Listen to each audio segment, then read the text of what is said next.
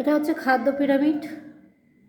মায়েদের যখন নিয়ে মিটিং করা হয়, সেই মিটিংয়ে পুষ্টি সপ্তাহ থাকে, সেই পুষ্টি সপ্তাহতে সুপুষ্টি সপ্তাহে তাদের মায়েদেরকে নিয়ে যে মিটিং করা হয়, এটা হাতে আঁকা হয়েছে।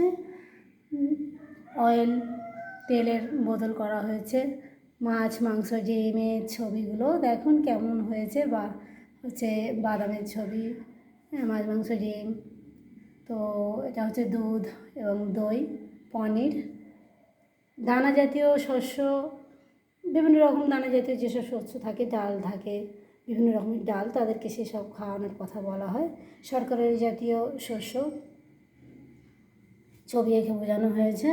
এখানে হচ্ছে শাক সবজি, গাজর, মানে আমাদের তো সাদা সবুজ হলুদ সব রকম সবজি বা ফল খেতে বলা হয় মায়েদের, সেই জন্য বিভিন্ন রকম কালার দিয়ে, মানে গাজর, হলুদ পাকা হচ্ছে কলা, পাকা কলা আছে, আপেল আছে, তরমুজ আছে, বেগুন আছে, যতটা পারা গেছে ছবি করা হয়েছে।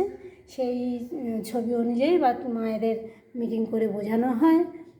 সব মায়েরা জানে, তবু তার ভেতরে তো আমাদের তো মিটিং করে জানাতে হয়।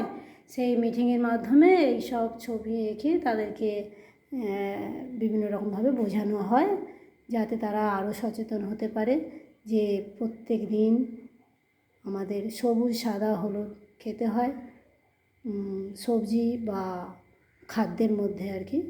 সেই জন্য সেগুলো ছবির মাধ্যমে তাদেরকে বোঝানো হয়েছে বা বোঝানো হয়। সেই জন্য এই খাদ্য পিরামিডটা তৈরি করা হয়েছে। কেমন লাগলো সবাই জানাবেন। ভালো লাগলে সাবস্ক্রাইব করে শেয়ার করে আমার পাশে থাকবেন, ভালোবাসা জানাবেন। নমস্কার।